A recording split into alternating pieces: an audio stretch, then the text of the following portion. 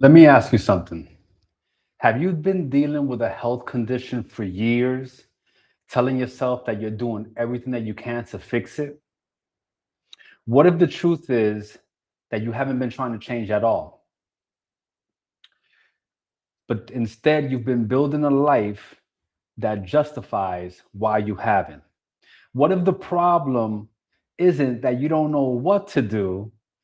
What if the problem is that you've gotten so comfortable explaining why you're not doing it?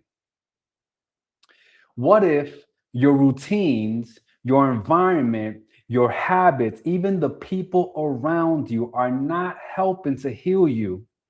They're helping you stay where you are. Now, you see, that's uncomfortable to think about, right? But it's real because today we're not talking about information. We're not talking about another plan.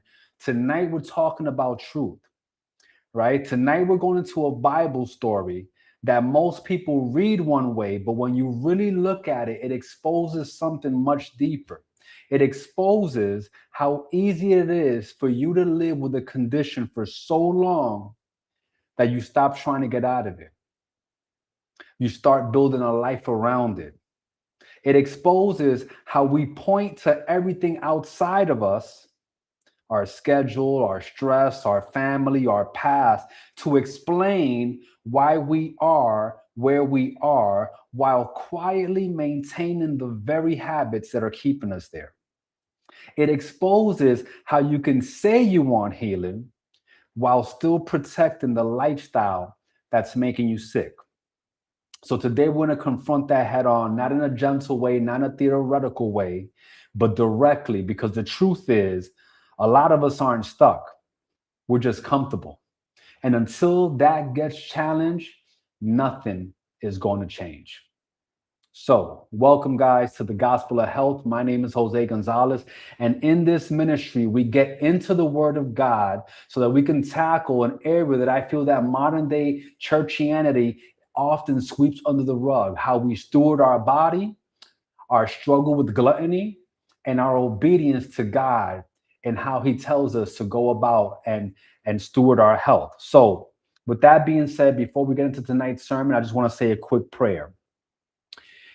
Father God, we come before you right now in truth, Father, not for performance, not for excuses, not the version of ourselves that we show to other people, but who we really are, Lord. Lord, only you see our patterns. Only you see our habits. Only you see the things that we want to say, but the things that we actually do. And today, Father, we're asking you for clarity. We're asking you to strip away the excuses. We're asking you to expose the lies that we've been telling ourselves, to reveal the areas where we've chosen comfort over obedience. God, I ask that you give us the courage to face truth without running from it, that you give us the humility to accept correction, and that you give us the strength to act on what we hear, not tomorrow, not next week, but now, Lord. We don't just want relief, we want to be made whole. So speak clearly tonight, convict deeply, and move us into action. In Jesus' name, amen. So, there's this pool in Jerusalem, which was called Bethesda, right? And people came here because they had all types of conditions, right? And they came here because it was believed that at a certain time, the pool would be stirred by an angel, and whoever got into the pool first would be made whole and healed of their ailments, right? So people gathered here, they positioned themselves as close as possible, waiting for that moment. And on the surface, it looks like it's a place full of people who want to be healed. But the question is, did they? Okay. So we're going to start in the word here. We're going to open up the book of John, chapter 5, and we're going to start verses 1 through 9. So I'm going to read John 5, 1 through 9, and then we're going to go back and we're going to dissect this. Okay. So I like the King James Version. You can use whatever version you like, but that's the one that I'm going to be reading here on this channel. So it says, after this, there was a feast of the Jews, and Jesus went up to Jerusalem. Now, there is at Jerusalem by the sheep market a pool, which is called in the Hebrew tongue Bethesda, having 5 porches. In these lay a great multitude of impotent folk, of blind, halt, withered, waiting for the moving of the water. For an angel went down at a certain season into the pool and troubled the water. Whosoever then first, after the troubling of the water, stepped in, was made whole of whatsoever disease he had. And a certain man was there which had an infirmity 38 years. When Jesus saw him lie and knew that he had been now a long time in that case, he said unto him, Wilt thou be made whole? The impotent man answered him, Sir, I have no man when the water is troubled to put me into the pool. But while I am coming, another steppeth down before me. Jesus saith unto him, Rise, take up thy bed and walk. And immediately the man was made whole and took up his bed and walked. And on the same day was the Sabbath. So when it comes back, I'm going to break down this text, like I said, line for line, because there's a lot that's happening here. Okay. So we're going to start again in verse 2. When in John 5:2, it says, Now there is in Jerusalem by the sheep market, which is called in the Hebrew tongue Bethesda, the market of pool, which is called Bethesda, having 5 porches, meaning 5 sections, 5 clusters. This is not hidden struggle. This is visible, organized, normalized dysfunction. And oftentimes when we see something often enough, it stops shocking you. Okay. So you have these 5 sections, right? These 5 clusters, right? And it says, and actually, this actually reminds me of something, because I was going to name the church, but I'm not going to name the church. It doesn't matter what the church is, right? But I was invited to this church in North Philadelphia. It's this big, super Baptist church, right? Large, one of the biggest churches that I've seen, right? In North Philly. And I was invited there for this big men's health thing, right? They had partnered with, like, I think Temple University Hospital, a few different, medical facilities. And it was a full men's health day where they were doing screenings, blood tests, all types of tests, all types of consultations, all types of diagnosis, right? And so what happened here is that I'm thinking, oh, is this men's health thing? Like, I don't know. I don't know what I was thinking, but what I found shocked me. Okay, because I'm 50 now. This was about 5 years ago. So let's say I was 44, 45 years old when I went there. And most of the men were at least my age, right? They were at least in their 40s, many of them in their 50s, many in their 60s, and even some even older, right? But what was shocking is that you had all these men, like the majority of men in this room, with canes, with walkers, knees that couldn't bend. I remember this one room, the way that they had it set up in the hallway was that they had chairs set up in between each room where they had the different screenings going on. And so what we would do is that everybody would take a seat, and as one person went in, you would just kind of scoot over, right? Like musical chairs.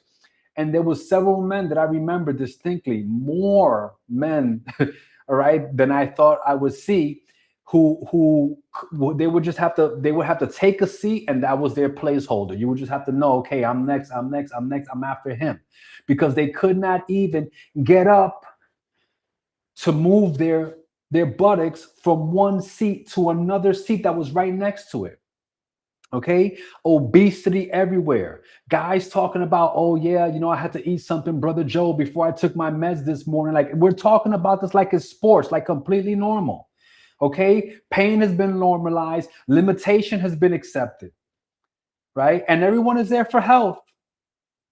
But being in that room, I was like struggling with this question in my mind. I was like, are we here for healing?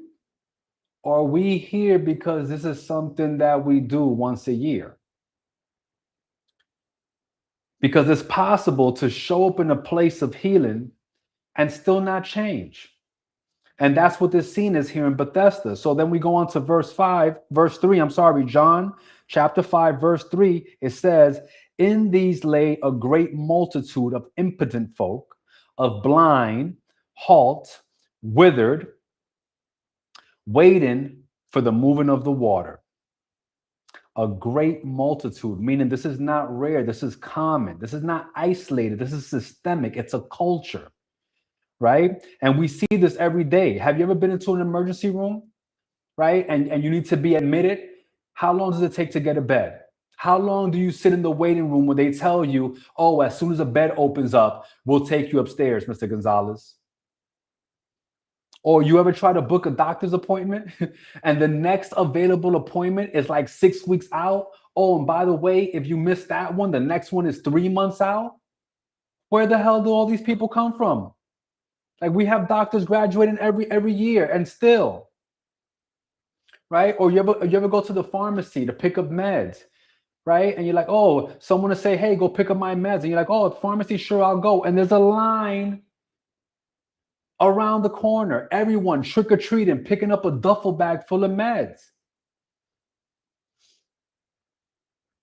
I talked about this last week, right? And I've talked about this in different sermons and different lectures, but my father passed away of chronic kidney disease at 59. And he spent 7 years going to dialysis. And I remember, because I used to go with him often, the very first time, I understood, okay, he goes to dialysis and they do these blood things or whatever, he would come back with all these, bandages from, the needles or whatever. And so the first time I went with him, I think I was like 17, right? And I thought it was going to be like a doctor visit. Like, you walk in, they draw your blood and then you're back. But that's not what I saw. This was like an auditorium. It was a room full of people, all the chairs laid up in a circle. You got Jerry Springer on the TV, right? Jenny Jones up on the TV. And everyone is buddies. Everyone is talking. It's a culture. It's a clique, right? Something that is so health devastating. People had just, it had just become normal. All right. And the thing about it is that when you see something over time, over and over, like I said, it becomes a culture, right? People know each other. They talk, they laugh, they all bonded over the same situation. That is the great multitude. Not just a lot of people, but a whole system where sickness has become a routine and the routine starts to feel normal. That's a great multitude. And when it's everywhere, it stops feeling urgent. It just feels normal. So now we have the impotent. These are the people with no strength, no energy, the I just can't people. People who have rehearsed powerlessness for so long that it feels like truth. And we see this all the time. These are the people that wake up tired every day. They wake up tired. They go to work tired. They're tired throughout the day. They have sex. They're tired. They go to sleep. They're tired. They're always tired. By the way, you might be dehydrated, right? But they're just running on empty for years, right? They need coffee just to feel normal. This is the person that says, I'm not a normal person. And you think it's a personality, and really it's your physiology. This is the person that gets winded going up a single stairs and they just laugh it off. The one that says, I'll start on Monday every single week. They've been starting for 15 Mondays. The person that says, I don't have energy to work out, but they spend hours and hours scrolling on their phone. The person that says, I'm just built like this, but really what you mean is I've accepted this. Impotent is not just weak in the body, it's trained helplessness. It's saying, I can't so many times that you stop asking if you actually can. And when you stay there long enough, you don't just feel weak. You start identifying with the weakness. You start protecting it. You start building your life around it. And now, even when strength is available, you don't even reach for it. Then we have the blind. No vision. Not a lack of sight, but a lack of direction. These are the people that cannot see the consequence or the possibility, so they just repeat the cycles without interruption. Let me tell you something. There is things that you will never see until you're ready to see them. Let me ask you a question. You ever lose your keys and the whole time they're right there on the counter right in front of you? You walk past them like 3 times, you check the same place over and over, you start blaming everyone in the house, and then someone comes in and is like, yo, they're right there, right in front of you. Same keys, same counter, but different eyes. That's blindness. The keys weren't invisible. You just weren't seeing them, right? And so what are some examples of blindness in the real world in today's world, right? It's the person that says, "Oh, it's not that bad." Meanwhile, their blood pressure, the A1Cs, their weight, the medication just keeps going up and up and up. This is the person that eats the same thing every day and then they're shocked when their yearly results haven't changed. This is the person that knows all of the sports stats. They know all of the shows. They know everything that's going on social media. They know about Cardi B and her man. They know about Megan Thee Stallion and her man. They know about everything, but they don't know what's going on in their own body. This is the person that says, "Oh, my family's just like this," and they keep treating genetics like it's a sentence and not a warning. This is the person that sees themselves in the mirror. They feel their body declining. They hear the diagnosis and still delays changing. This is the person that consumes information. They read the posts, they see the reels, they see the videos, they watch the sermons, but they make no changes. Blindness is not about the eyes, it's about the inability, or dare I say, the refusal to connect what you're doing today with who you're becoming tomorrow. And here's the danger: when you're not prepared to change, you won't recognize the truth even when it's right in front of you. You'll hear it and you'll dismiss it. You'll see it and you'll explain it away. It'll be shown to you and you still won't move. And when you stay blind long enough, you don't just miss the warning signs, you normalize them. Then we have the halt. They can move, but there's no consistency. They start and they stop. They try, then they quit. Every step forward comes with a reason to step back. I would walk more, but my knees flare up. I would go to the gym, but my shoulders been acting up. I would start meal prepping, but my schedule is crazy right now. Right? I would cut back on the sugar, but you don't understand, coach. I just need something sweet, just to get me through. I would wake up earlier, but I need my sleep. Right? I would join the program, but just let me get through this month first. And it's like, bro, can you control your mouth? Because you don't need perfect joints to stop feeding what's killing you. And I've seen this up close. I got family members like this, people I love. I have this cousin that every time you say, "Oh, ¿cómo está? Ay, mi hijo, José Luis, tú sabes." Every conversation, every single conversation, you talk to them, it's their back. Then next week you see them again, now it's their knees. Then next time you see them, now it's their shoulders. Now they're losing eyesight. Now they got nerve pain. Now it's something else. It's never a one-off conversation. I'm talking about every single conversation. That's all they talk about. There's no growth, there's no progress, there's no change. It's just a running list of everything that's breaking down. And you leave the conversation feeling heavy. You feel like you caught something just talking to them. That's halt. Movement without progress. Talking about change without making change. Always about to start, always about to fix it, always about to get serious, but never actually doing it. And it's a cycle of almost. And almost will keep you stuck as long as you keep doing nothing.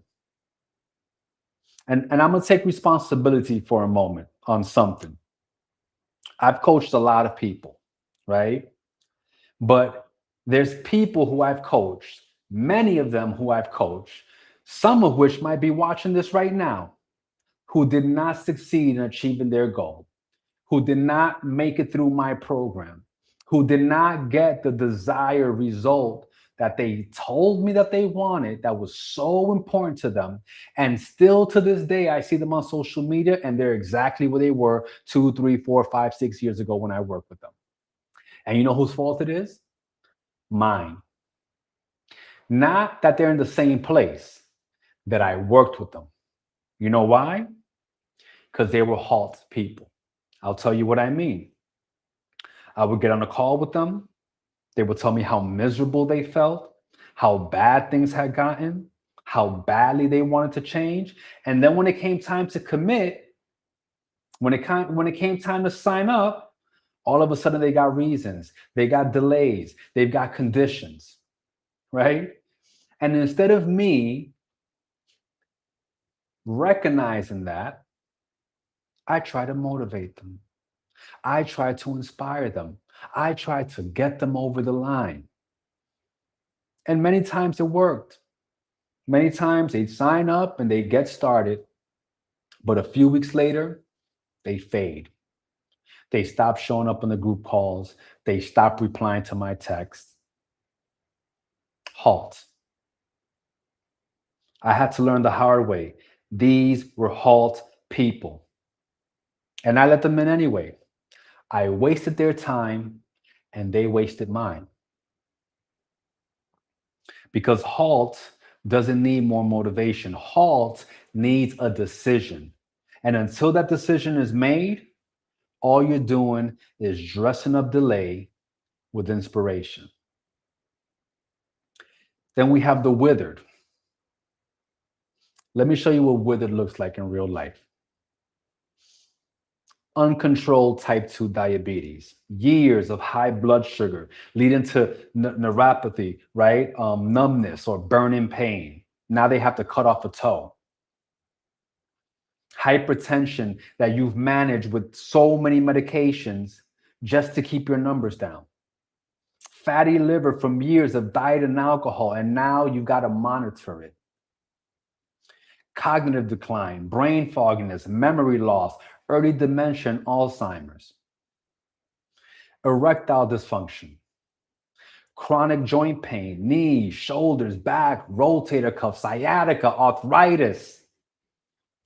An expanding list of medications. You got medications for blood pressure. You got medications for cholesterol. You got medications for blood sugar. You got medications for sleep. And guess what? Because all those medications come with side effects, you have medications for the side effects of those medications. You ever had a doctor say, hey, I'm going to give you this, but this is going to cause this, so you have to take this too? Withered. Not one problem, but everything breaking down at the same time. And here's the truth that most people won't say out loud. This didn't just happen in a moment. It's 10, 15, 20 years of knowing better, but not doing better. This is skipping movement. This is living off of convenience. This is choosing comfort over discipline over and over and over again. And now the body's keeping score. Now you don't recover the same. Now you don't move the same. Now you don't feel the same. And because it happens slowly, you got used to it. And that's the danger. It's like the frog in the water. If you take a frog and you throw him into boiling water, he'll hop right out.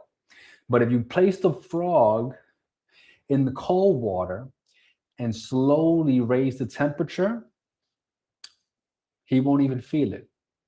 Before you know, you got frog soup and your frog is cooked. That's withered. And when the Bible says withered, it's not describing something that's just struggling. It's describing something that has dried up, something that has lost life. A flower that withered isn't improving, it's finished.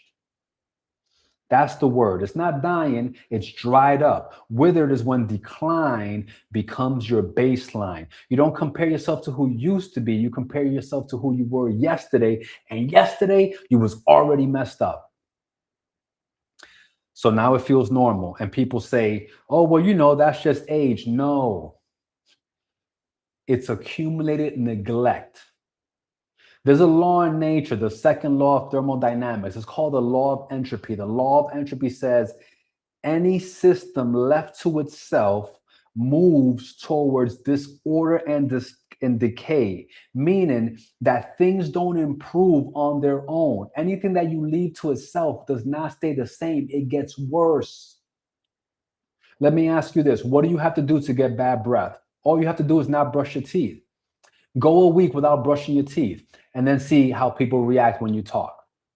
Or what happens if you go a day, a week, or 2 weeks or a month without showering? Do you still smell like the perfume that you sprayed on? No. You smell bad. You smell worse. This is the law of entropy. People think if I don't do anything, nothing is going to happen. No, if you don't do anything, you get worse. You don't have to plant weeds in your garden. All you have to do is not tend to your garden. Neglect is not neutral. Neglect always moves in one direction, and that is down. And I hear people say all the time, oh, well, I just can't move like I used to. I just can't walk like I used to. I don't have the same energy. No, let's tell the truth. You don't move. You don't walk. You don't train your body. So your body's doing exactly what it was designed to do when it's neglected. It's not staying the same. It's getting worse. Stop calling it age and call it what it is. It's neglect. And neglect, left alone long enough, always collects a bill. If nothing changes, things don't stay the same. They get worse. And then the Bible says they were waiting for the moving of the water, meaning that this is not patience, this is passivity. This is the person who says, I'm going to start when things calm down. Things never calm down. This is the person that says, I'm going to start after the holidays, but there's always another holiday. This is the person that says, I'm going to start when work slows down. Work never slows down. All you do is adjust to it. This is the person that says, I need the right plan. I need the right gym. I need the right time. And you spend months researching and do absolutely nothing. This is waiting for perfect conditions to do basic obedience. You don't need a sign to drink water. You don't need a miracle to go for a walk. You don't need an angel to stop eating what's wrecking your health. But you keep waiting. You're waiting for motivation. You're waiting for energy. You're waiting to feel ready. And readiness never shows up because people refuse to move. One of my mentors says, action comes before ready, meaning ready is not a feeling. Ready is not a perfect time. Ready is a decision. First you act, and then you become ready. Let me ask you this. When you wake up in the morning and you intend to go to the gym, when you wake up in the morning, you're there in your pajamas and you get out of bed. Are you ready? Are you ready for the gym? No. You have to change. You have to put on your shoes. You have to put on your gym clothes. You have to have a membership to the gym. Okay? You can't be ready until you take action.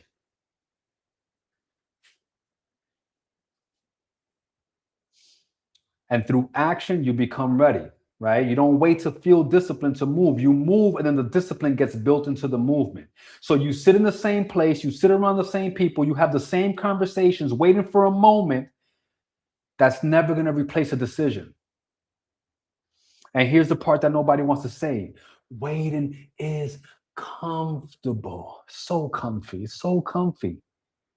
Because as long as you're waiting, you don't have to change. As long as you're waiting, you don't have to be accountable. As long as you're waiting, you can keep telling yourself, I'm about to. But about to has buried more people than I have tried. You're not stuck because there's no opportunity. You're stuck because you're making waiting your strategy. So now we go to John 5, verse 4, and it says, for an angel went down at a certain season into the pool and troubled the water. Whosoever then first, after the troubling of the water, stepped in, was made whole of whatsoever disease he had. A certain season, meaning opportunity is not constant. Windows open and they close. But the problem is that most people are unprepared when the moment comes. It says, whosoever then first. So you have everyone's rushing, everyone's reacting, everyone's trying to get relief the fastest way possible. And I'm going to show you exactly what this looks like today. This is the late night infomercial that has the pill that says melt body fat fast,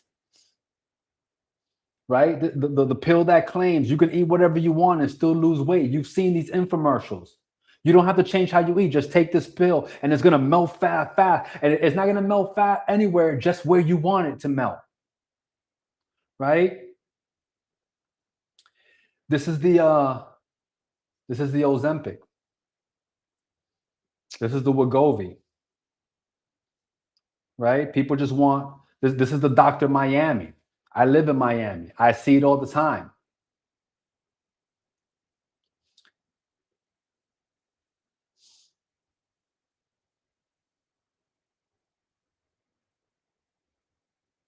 I'm finding my spot. Okay. This is the clinics that push the liposuction, the laser fat removal for the targeted abs, right? This is the rush to get snatched in 2 or 3 weeks so you can lose inches, but still you change nothing about your lifestyle. I got news for you. It's just a matter of weeks before you look unsnatched again. Waiting on that check or that income tax refund to get snatched, right? This is the before and after marketing that sells the moment, but not the method. This is the people that says, just give me something that works fast, not because they change how they eat, not because they built discipline, not because they've trained their body, but because they want relief without responsibility. So when a product drops, when the commercial hits, when the doctor says, oh, we can take care of that, they rush. Just like the pool. Limited time, act now, results guaranteed. And for a moment, it feels like hope, but that's not transformation. It's a reaction. It's trying to fix a lifestyle problem with a momentary solution. And here's the truth. You cannot shortcut a condition that you keep maintaining. You cannot medicate your way out of habits that you refuse to change. You cannot surgically remove what you keep recreating. You don't change because you found something fast. You don't transform because you found something fast. You transform because you finally decided to be different every single day. And then in verse 5, it says, and a certain man was there which had an infirmity 38 years. A certain man. So you have the multitude, but Jesus focuses on one person, a certain man, which means you can be surrounded by a culture of sickness, a culture of blindness, a culture of impotence, a culture of limitation, and still God is dealing with you directly. This is not about everybody. This is about you. You can hide in the crowd if you want. You can say this is just how people are. You can say this is just the culture. But when God says a certain man, it's no longer about them. It's about you. 38 years. That's not a bad month. That's a lifetime. I was a virgin 38 years ago. That's long enough for your condition to become an identity.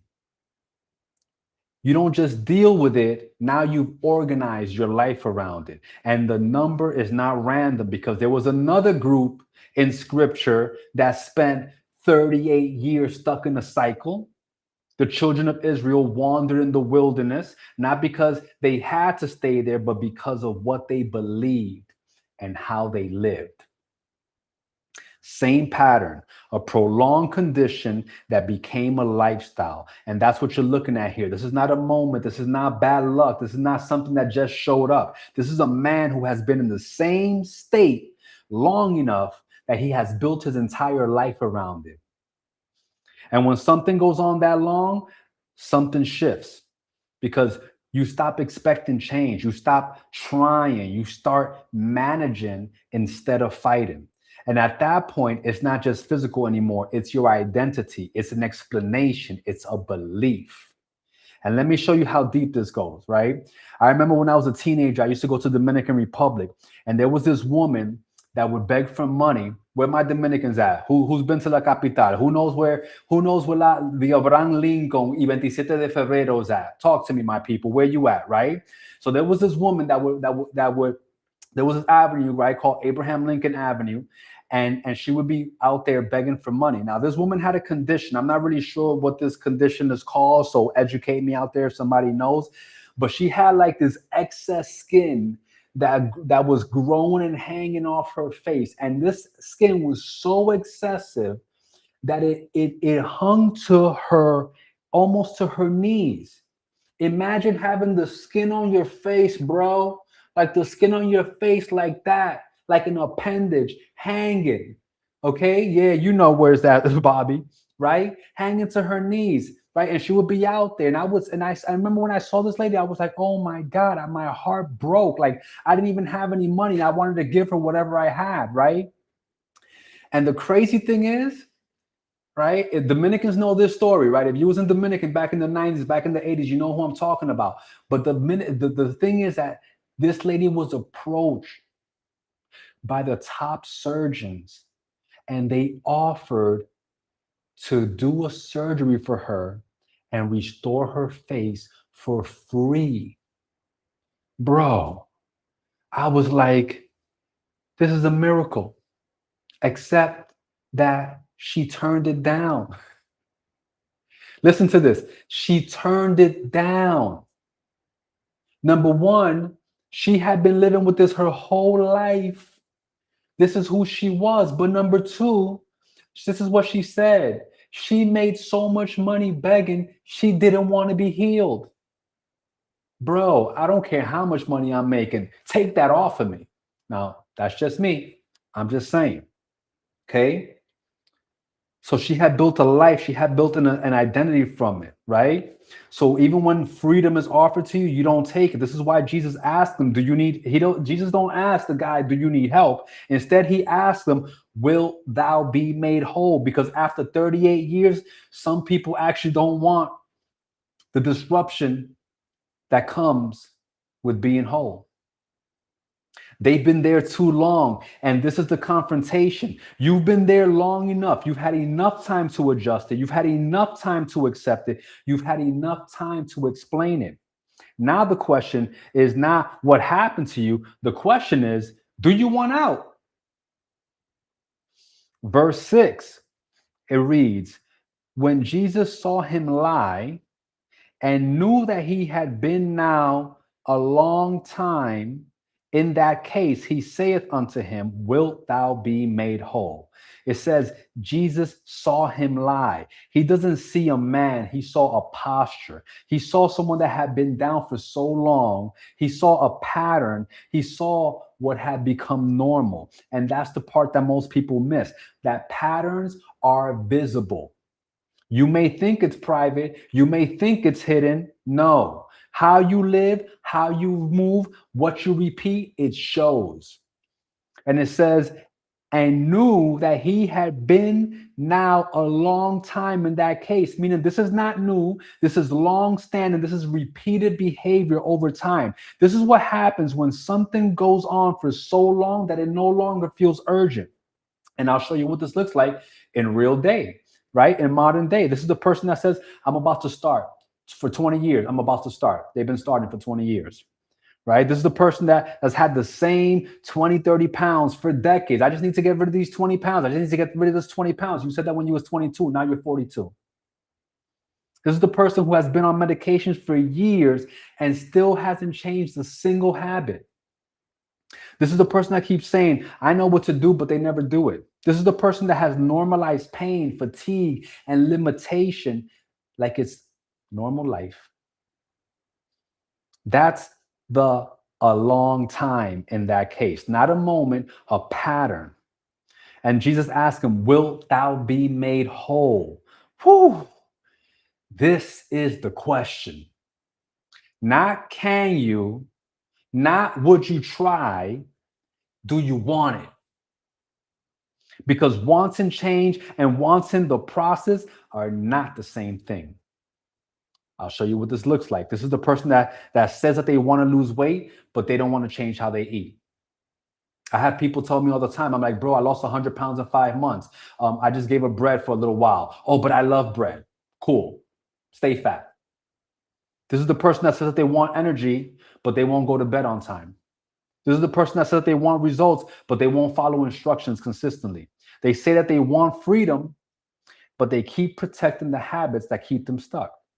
And so this is why this question that Jesus asked is a very dangerous question, because it forces honesty.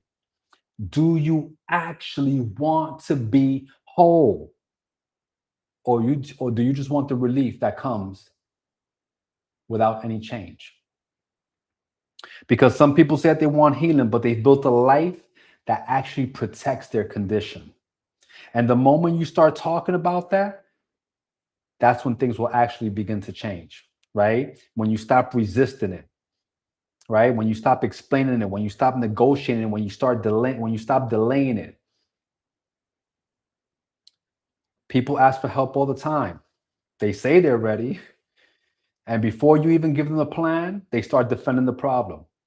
Bro, this is crazy. What I'm about to share with you guys is crazy. I was telling my wife this story because I've replayed this so many times in my head that I don't believe that this really happened. Okay, I was at it was like a 7-Eleven or something, right? It was like a little, or maybe the Sunoco or something. But I was like a little store, and there was this girl in front of me who had a little bit of weight on her, right? And she was ahead of me, and so she said, she was next in line. So when it's her turn, she goes up to the cashier and she's like, "Oh, hey, how you doing?" And the cashier, he responded to her very warmly. He was like, "Hey, how you doing? It's good to see you." Right? Now, maybe he recognized her.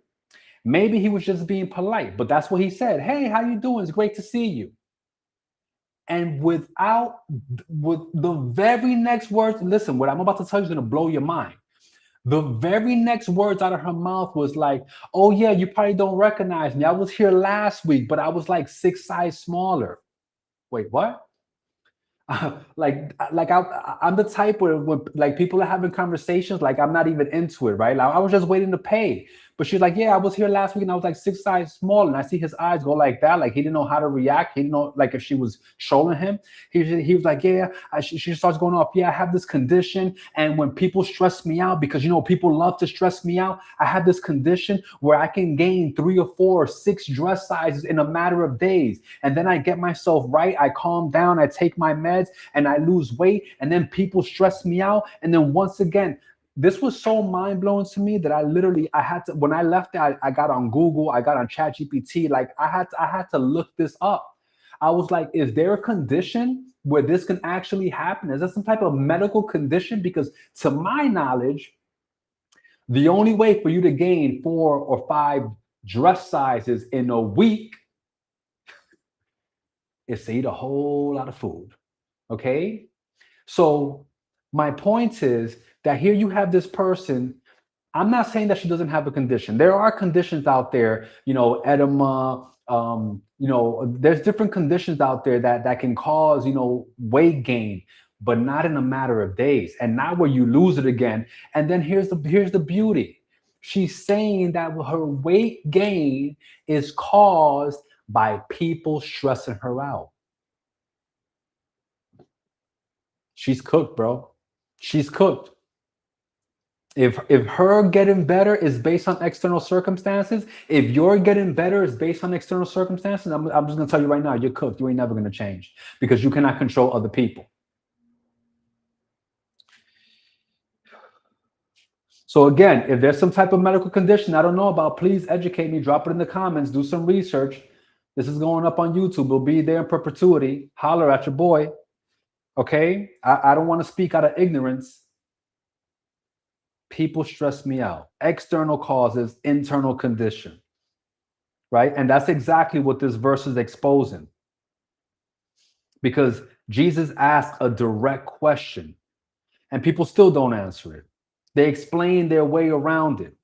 Right? So in John verse 7, chapter 5, verse 7, it says, "The impotent man answered him, 'Sir, I have no man when the water is troubled to put me into the pool. But while I am coming, Another steppeth down before me. What? Let me ask you a question. If you were dealing with something for 38 years, I'm 50, that's my whole life. If you were dealing with something for 38 years and Jesus said to you, bro, would you like to be healed? What do you think the answer is? What would you say? Matter of fact, I'm not even gonna speak for you. I know what I would say. Yes, yes. But that's not what this guy said. Instead, he got a whole bunch of excuses. He has a whole story. Jesus asked a yes or no question, and this dude got a soliloquy. I have no man. Oh, blame, game. I love it. Blame. This is the first place that people go to when they don't want to accept ownership. Not yes, Lord. Not I'm ready, Lord. Not tell me what to do, Lord. I have no man. Let me show you what this looks like in modern day. This is the person that says, nobody supports me. My spouse doesn't eat healthy. My family keeps bringing junk into the house. My friends always want me to go out to eat. Nobody taught me how to cook. I've heard that one. I didn't grow up eating like that. Oh, you don't get it. My job just makes it impossible. And some of that might be true. But truth does not remove responsibility. You may not have had help. You may not have had support. You may not have had the perfect environment, but Jesus didn't ask who failed him. He asked him if he wanted to be made whole. Then the man says, when the water is troubled, timing. He's saying there's a moment where this could happen, but the moment never lines up for me, Jesus. That's the modern day person who's waiting for the perfect for the perfect season. The person that's like, oh, I'm going to start after my birthday. I'm going to start after vacation. I'm going to start after the holidays. I'm going to start when work slows down. I'm going to start when the kids go back to school. Oh, I'm going to start when I'm not that stressed. I'm going to start when I can afford it. The water is always about to move. The timing is always almost right. But almost right is still disobedience when God is calling you to move right now. To put me into the pool, that, my friends, is dependency. He is saying, even when the opportunity comes, I still need someone else to move me. That is a dangerous, dangerous place to live.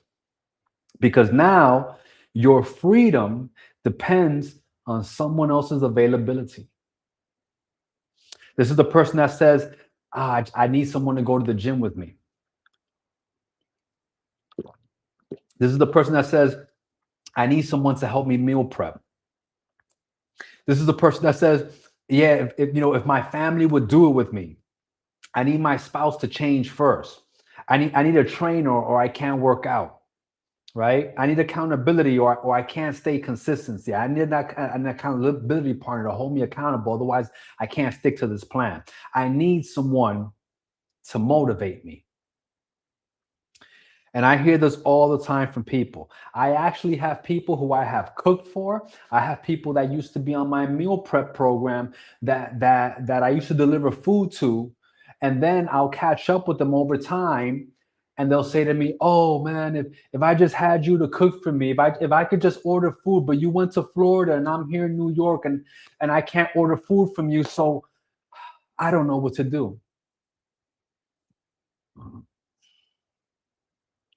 Accountability is good.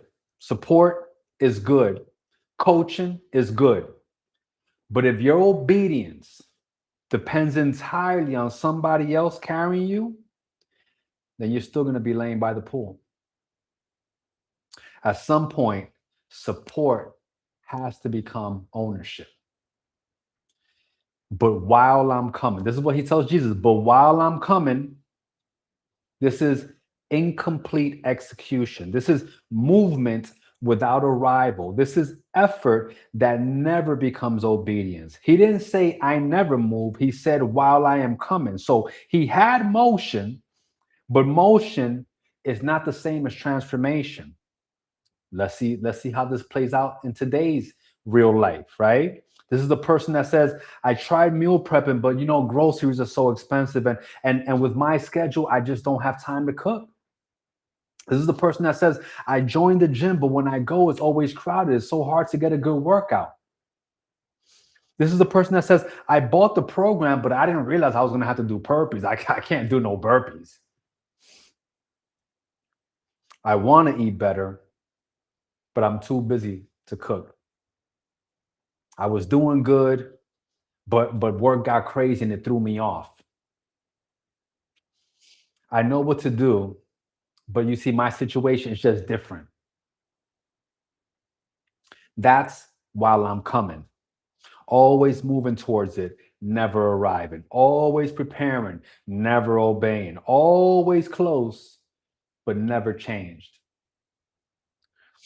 And then he says, another steppeth down before me. Whew. That is comparison. That's about someone else's success. Somebody else got there first. Somebody else had help. Somebody else had better timing. Somebody else had an advantage. This is the person that says it's easier for them because you're looking at people's results, but you're not looking at people's routines. You don't see the early mornings. You don't see the consistency. You don't see what they're saying no to. Or the person that says, oh, but they don't have my schedule. I love when people tell me that their schedule doesn't allow it, because the first thing I do is say, yeah, let me see your screen time. Let me see your screen time on your phone. And I always get the same reaction. What's so funny? Let me see your screen time. You scroll for hours all night, but you don't have 30 minutes to work out. Gotcha. Oh, they don't have the stress that I have. Guess what? Everyone has stress.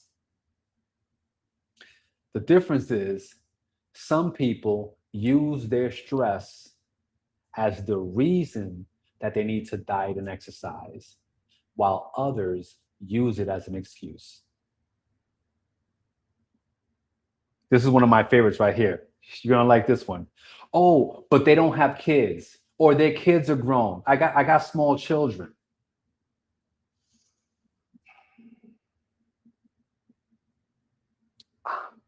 I'm asking God to help me right now, because I have parents tell me this all the time. This is one of the dumbest things that I've ever heard in my life. Because I have kids, I can't work out. Because I have kids, I can't meal prep. I have something to tell you guys. If you have kids, that should be the only reason that you diet and exercise. I'm gonna move on because God is working on me. This is another one of mine that I like. Oh, I don't have time. Oh, I get it. People with a six pack, we got 28 hours in a day, but you only have 24. And because I have 28 hours in a day, I use those 4 extra hours to exercise and do all the things that I have to do to make myself healthy. Unfortunately, God only gave you 24 hours, so you don't have time.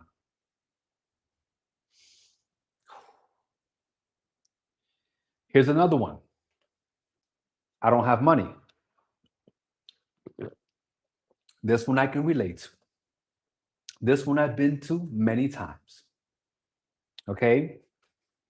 But let me tell you something. A lot of the people that I hear tell me that they don't have money, when they tell me how expensive ribeye steak is, when they tell me how expensive avocado mayo is, those are the same people that I be seeing posting on their stories for the third time on a cruise this year. Didn't I see you at the Chris Brown concert? People have money for what they want. I promise you that.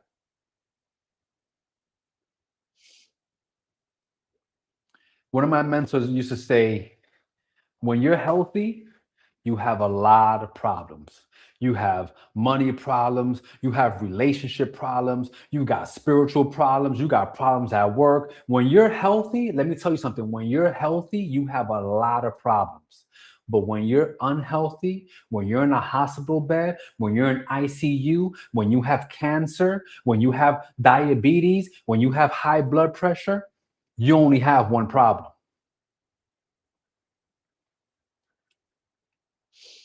So let's be honest, because some of the same people that keep telling me that they don't have time, right? Those same people that say that their schedule doesn't permit, those same people that say that they can't work out because of their kids or they don't have money, they don't have this.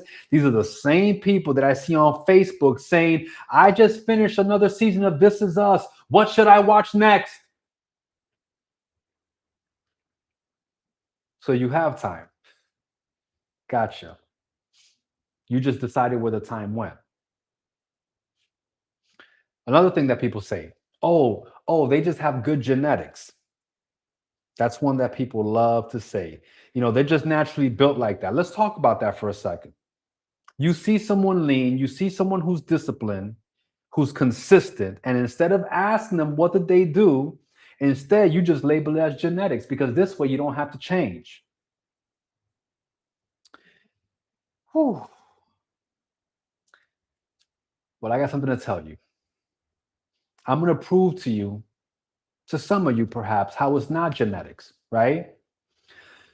A lot of us got raised getting our butts whipped. A lot of us got spanked. A lot of us got hit with belts. Your parents ever tell you to go get a switch? Your parents ever tell you, hey, go get me a branch outside, and you knew what was coming? Let me ask you this. Your parents ever make you kneel on rice? Oh man. I know I'm talking to somebody, right? Or hold out your hands and carry textbooks, right? A lot of us grew up getting our butts whipped. And because of that, we didn't hit our kids because we resented that, because we hated that. So I don't want to hear that it's genetics. I don't want to hear that's your environment. I don't want to hear that you just grew up in that. Yes, maybe genetics loaded the gun, but you still got to pull the trigger.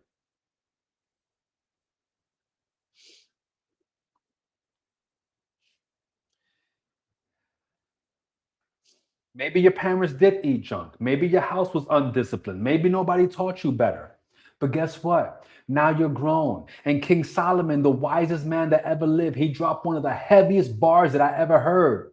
He said, when I was a child, I spake as a child. I understood as a child. I thought as a child. But when I became a man, I put away childish things. Bro, I'm going to tell you something that a lot of people ain't going to say. And you're probably not going to hear this at your church either. A lot of times, for a lot of people, getting healthy is simply about growing up.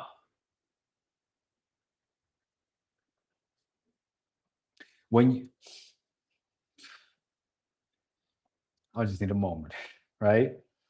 So again, this is not genetics. These are decisions that you repeat every single day. When you say someone has good genetics, what you're really doing is dismissing the discipline that it takes to get that way, so that you don't have to confront your own lack of discipline. You're looking at DNA instead of looking at your decisions. Genetics might set the stage, but your habits are going to decide the outcome. Then you have the people that say, oh, well, some people can just eat whatever they want. You see, that's what you think you're seeing. You see someone who's fit eat pizza once in a while and you call it freedom, but you ignore that this person has an entire system that made that even possible. And let me be clear, right? You guys know I'm the keto master chef. You guys know, many of you may know my story. I lost 100 pounds in 5 months. I have coached hundreds of people to lose thousands of pounds and reverse all types of metabolic disease, myself included. And guess what? Unlike most keto enthusiasts, me and my clients, we eat carbs. In fact, I remember that back in 2019, one of my favorite doctors in the keto space, Dr. Eric Berg, he had this big healthy keto intermittent fasting conference in Washington D.C.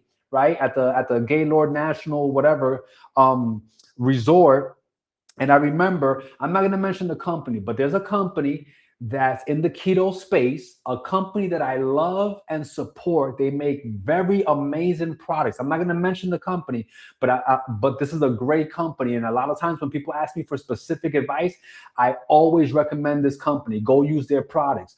But I remember that I was having a conversation with the CEO, the owner of this company, and I was in better shape than I am right now. Like I'm in okay shape, but then I pulled up in there ripped. I'm talking about 9% body fat, an 8-pack, bro. I was that dude, right? And she looked at me and she goes, "Oh man, how long you been doing keto?" I'm like, "Oh, I've been doing keto for such and such long." But this is what I said to her, and there was a group of people, and I said, "But I eat carbs all the time." You could see the life come out of her. She was like, "What?" I'm like, yeah, most people don't know how to do keto. Most people that come into my program is like, I didn't know this was keto. Yeah, you got it wrong. Okay, we eat carbs, but let me define what I mean by all the time. Okay, I treat carbs like alcohol. What do I mean by that? Okay, if you drink alcohol for breakfast, if you drink alcohol at lunch, if you have alcohol as an afternoon snack, and then you have alcohol again at dinner, and then you stay up late nights watching TV, scrolling on your computer, doing nonsense and consuming alcohol, and you do that day after day, week after week, month after month, year after year, decade after decade, and then you get to a point in your 40s and 50s and the doctor says to you, "Hey mister, you have health issues," nobody would be surprised.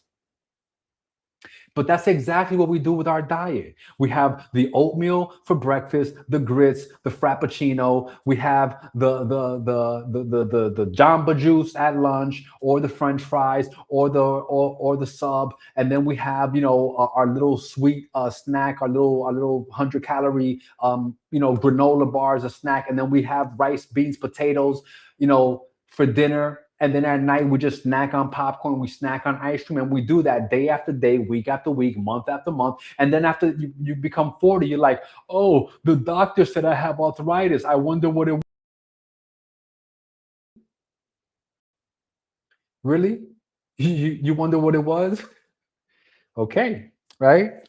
So let me see if I can find my space here, because sometimes my iPad likes to act Puerto Rican,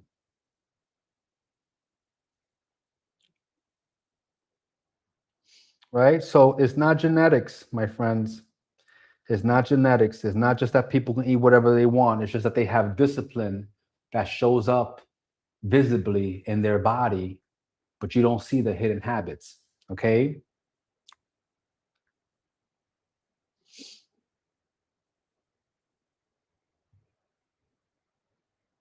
And the dangerous thing about that is the comparison, right? It's the comparison. The Bible says comparison is a thief of joy, right? Let me tell you, comparison was never going to heal you. Comparison is only going to give you another reason to stay where you are. So look at the answer.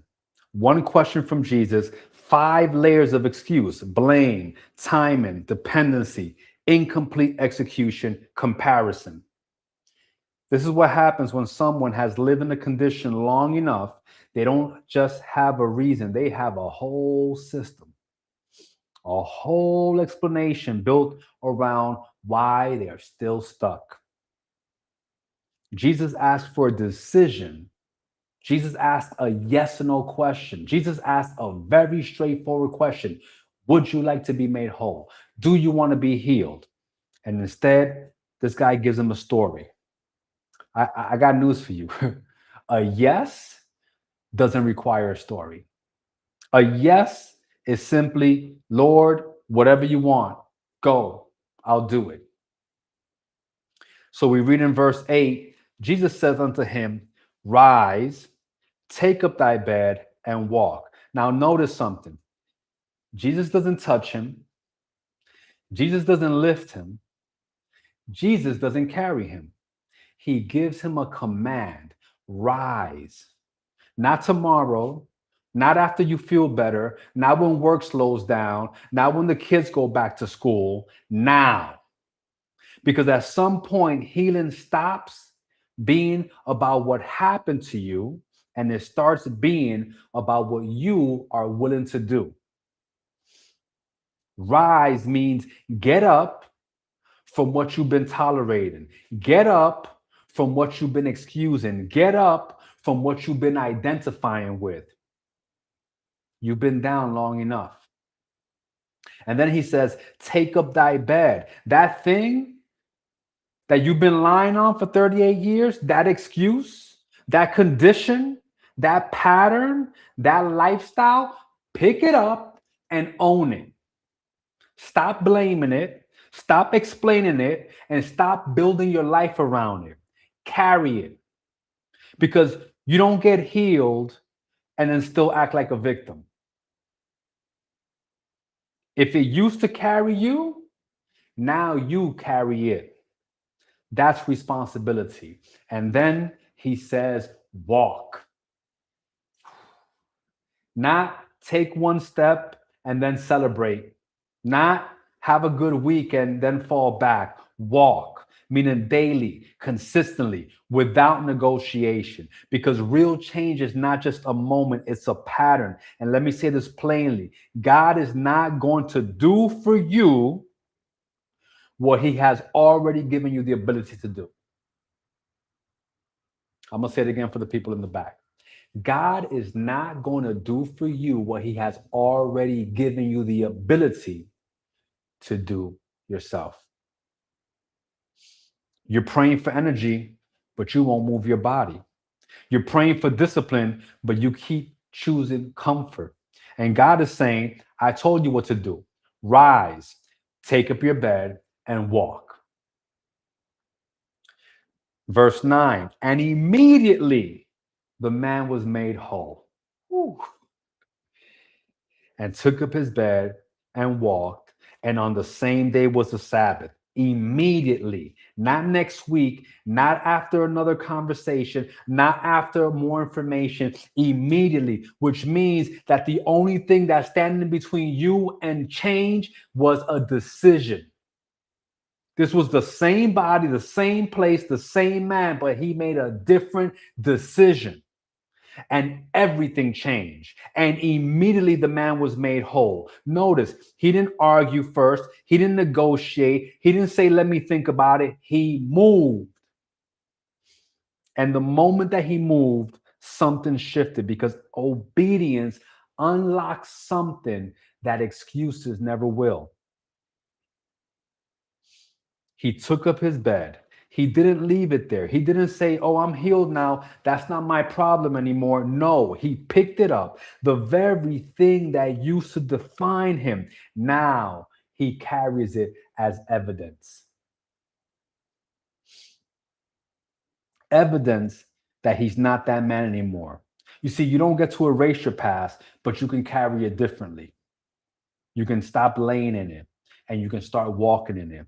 And he walked, not limped, not tested it for a few steps. He walked, which means he didn't just receive a moment. He stepped into a new pattern. This is what most people miss because they want a moment, but they don't want the pattern. They want to feel different, but they don't want to live different. Right? But this man didn't just stand up, he walked. And on the same day was the Sabbath, which means this did not happen in the perfect moment. This didn't happen when everything lined up culturally, socially, conveniently. It happened when it wasn't expected. It happened when it wasn't convenient. It happened when it would have been easier to say, I'll start tomorrow. But he didn't wait for the perfect day. He obeyed on that day. And let me say this clearly, because some of you are waiting for the right time. You're waiting for the right schedule. You're waiting for the right season, for the right conditions.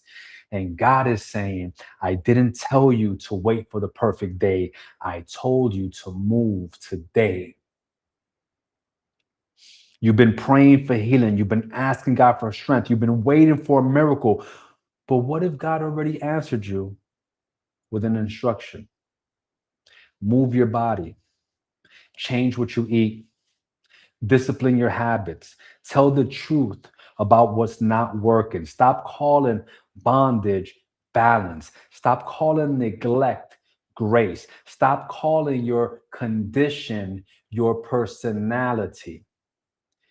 You're waiting for a miracle, and God is waiting for you to move.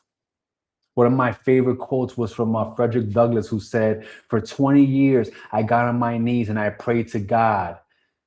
And when I finally stood up, he answered my prayers." So this is the good news, my friends. In John 5:6, wilt thou be made whole? Now I'm asking you directly. You with diabetes, wilt thou be made whole? You with high blood pressure, wilt thou be made whole? You with obesity, wilt thou be made whole? You with erectile dysfunction, wilt thou be made whole? You with sleep apnea, anxiety, chronic pain, fatigue, wilt thou be made whole?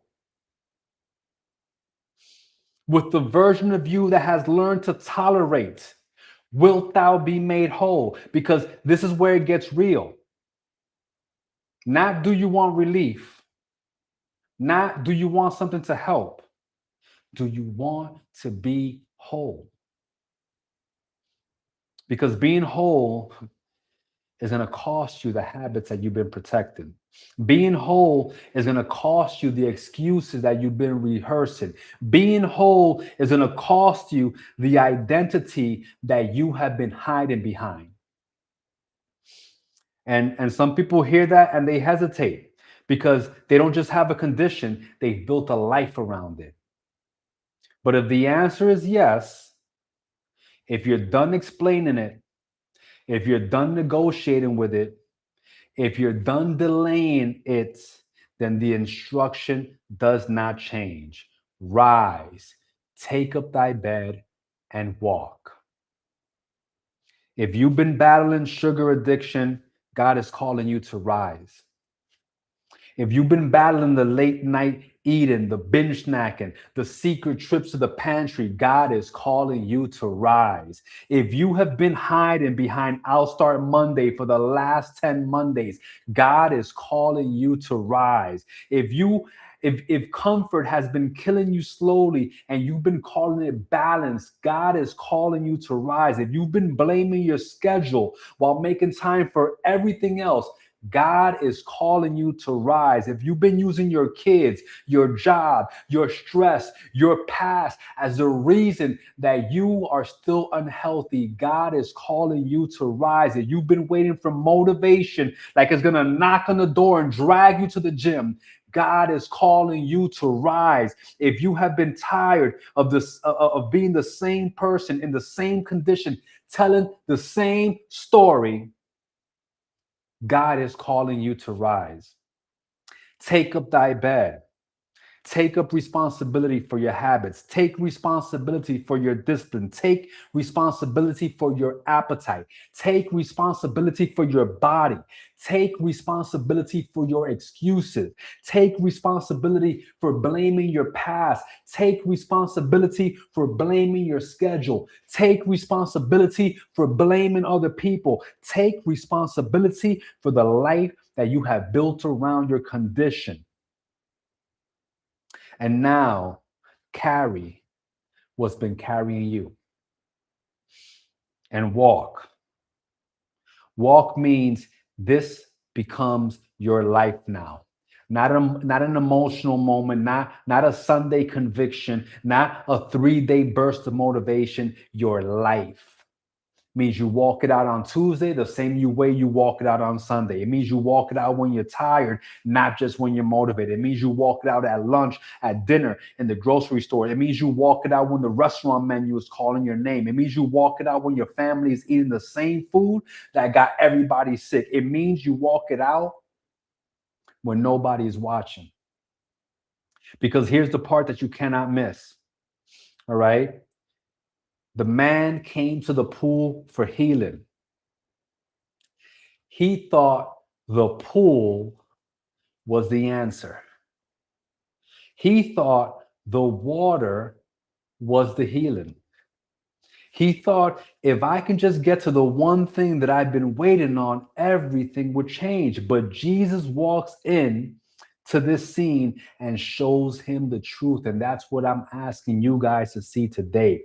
The one thing that you thought you needed is not what you thought you needed. You don't need Ozempic. You don't need Wegovy. You don't need another fat burning pill that promises results while keeping you with the same habits. You don't need the mushroom coffee, the detox teas, or some influencer telling you that this is the missing piece. You don't need liposuction. You don't need laser fat removal, or someone convincing you that stubborn fat is that there's a machine that can fix it. You don't need to get snatched for a moment while your lifestyle stays the same.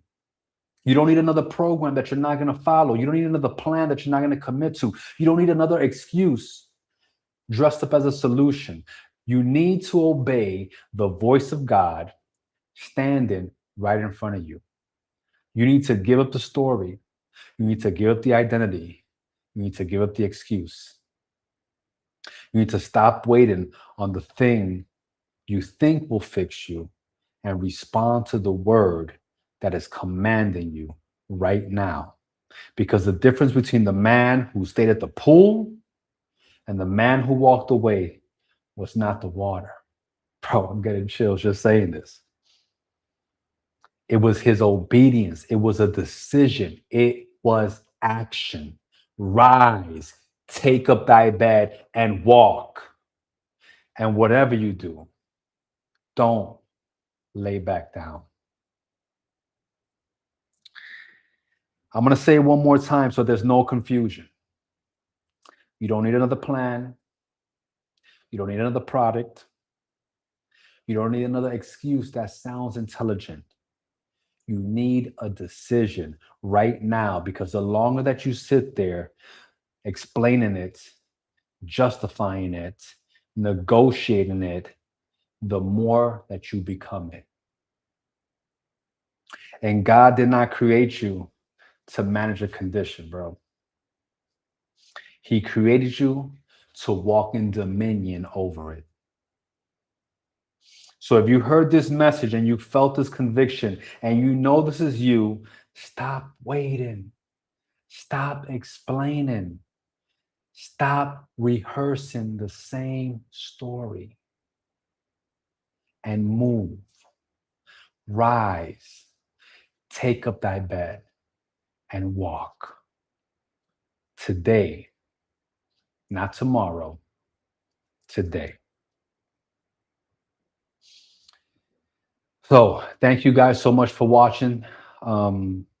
If this message hits you, I already know why, right? Not because it's easy to hear, but because it's true.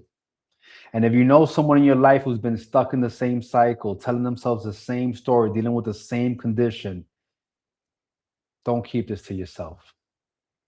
Share with them, not to judge them, but to wake them up. Because at some point, somebody has to tell the truth. And today, that truth reached you.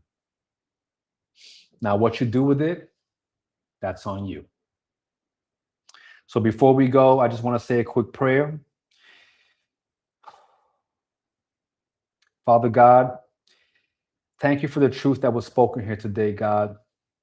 Not the comfortable truth, but the kind that cuts, the kind that corrects, the kind that calls us higher. Lord, you know every person watching this. You know their struggles. You know their habits. You know their patterns, their excuses, Lord. You know the things that they've been battling with in silence. And right now, God, I ask that this would not just be another message that they heard, but a moment that changes them. God, I ask that you give them the strength to rise. God, I ask that you give them the courage to take responsibility, that you give them the discipline to walk this out daily. Lord, I ask that you break every chain of excuse, that you silence every lie that says, this is just who I am. Lord, I ask that you replace it with truth, that they are capable, that they are called, that they are responsible. Lord, let this not be emotional. Let this be transformational. Let this not fade tomorrow. Let this start today. And for every person that's ready to move, Lord, I ask that you meet them in that decision, Lord. I ask that you strengthen them, Lord.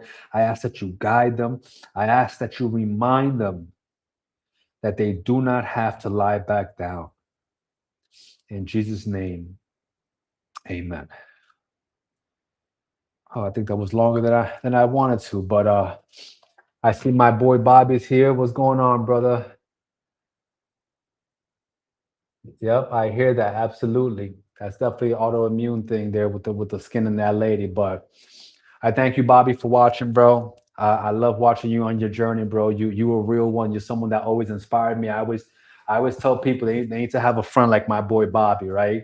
Because he'll tell you about yourself, right? A lot of us we want to be comforted.